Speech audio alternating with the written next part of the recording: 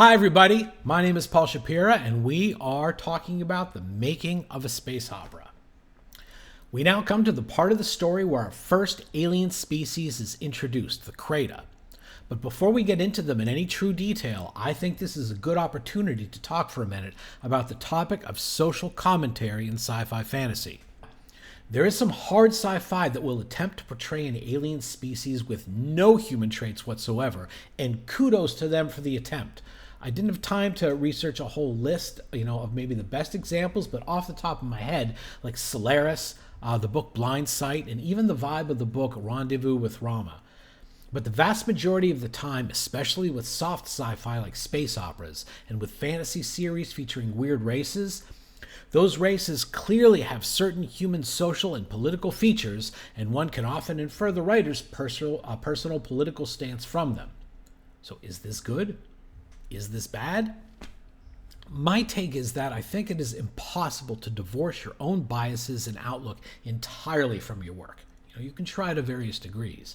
However, painting simplistic political strawmen in a work is stupid and immature storytelling. You can occasionally get away with a work that has the bad guys as really bad and the good guys as really good, like i.e. Tolkien or Star Wars, but mostly that kind of black and white trope is pretty dull and pedestrian. But that doesn't mean you can't use an alien race for some good social commentary. I personally prefer to do it to every single group I use. Like, for instance, back in Radio Hour, I have a fascist government and a zealous resistance. And it is my job to examine the shortcomings and consequences of both groups and their agendas, and actually of every group and every agenda I ever portray. That, I feel, is my job. But critiquing various agendas is not the same thing as the wishy-washy stance of both sides are equally bad, I can't tell the difference, which is a morally and intellectually bankrupt position. Nevertheless, we can and must critique all agendas and point out the moral and philosophical failings we find, although doing so with wit, subtlety, sometimes, and clever grace is part of the art. I mention this because with the introduction of the Krayt, who will find our lost girl Jenna and pick her up, I have chosen to make them imperialist colonizers who use a particularly American style of propaganda that I love to skew. All countries and cultures have their bullshit, okay? But being American, there's a particularly American play on words that I know ever so well, and it deserves satirizing. It is the habit of inventing different names and definitions for things in order to sanitize them. Corporate America actually does this a great deal more cleverly, because politics, which has just gotten stupider and stupider over time, it just simply says the worst thing you can imagine and in the name of freedom and leaves it at that. But corporate America is ingenious at redefining. To illustrate, I will use an example from the story. The Krayt who find Jenna need constant slave labor to mine a rare mineral from a series of mining planets, and they love to pick up strays, such as Jenna, to use. But the Krayt are, to themselves, clearly and obviously the good guys, spreading the gift of high culture to the galaxy, and slavery is so ugly. They would never stoop so low to be involved in anything so, nasty and uncivilized. They do not take or use slaves. They offer opportunities to involuntary workforce recruits.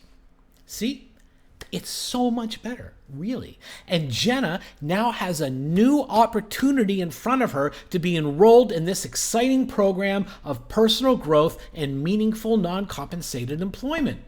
Yay! Now, to make things more interesting, the alien who finds her, Reyna, does see through the propaganda and has serious moral issues with various Krayt practices, and indeed attempts to console Jenna even as they do their duty and take her. But at least Reyna will be nice about it as opposed to Reyna's compatriots. And so, there's that. But as you can see, this allows for a lot more complicated and nuanced forms of commentary, simply by setting up the pieces and letting them play out.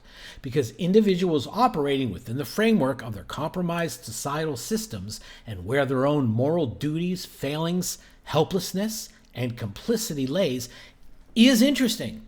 And all this can be brought out to consider and play with simply by setting up some intriguing pieces.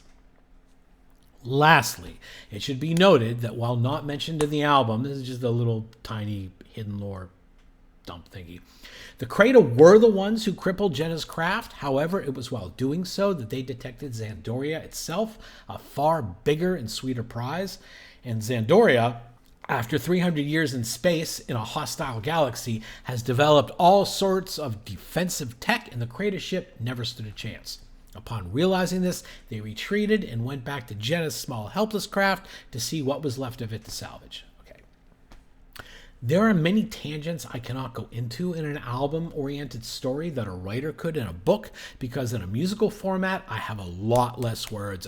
A lot less, okay? A lot less words and a lot less time to work with.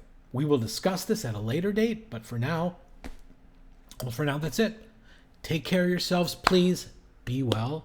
And, catchphrase. Okay, catchphrase is not my catchphrase. This isn't some clever meta thing, because frankly, it's not that clever. But it's a placeholder. So, till next time. We bring to you the majesty of culture and civility. We bring to you this day a brand new life. We bring to you a purpose grand, progress, work, and betterment.